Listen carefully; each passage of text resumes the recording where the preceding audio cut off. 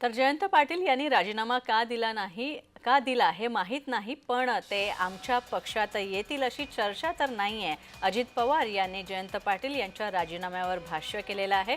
उपमुख्यमंत्री अजित पवार यांनी जयंत पाटील यांनी राष्ट्रवादीच्या प्रदेशाध्यक्षपदाचा राजीनामा दिला आणि त्यानंतर अजित पवार यांनी हे वक्तव्य केलंय.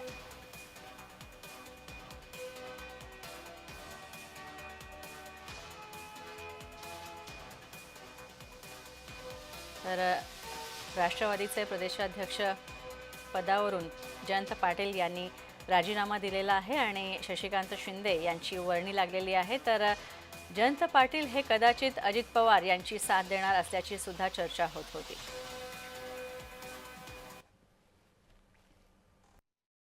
अनेक वर्ष एकत्र काम केलेले जयंतराव, दिलीपराव, मी आणि त्यामुळे इतके वर्ष एकत्र काम केलेलं असल्यामुळं आमची ओळख आहे, संबंध आहेत.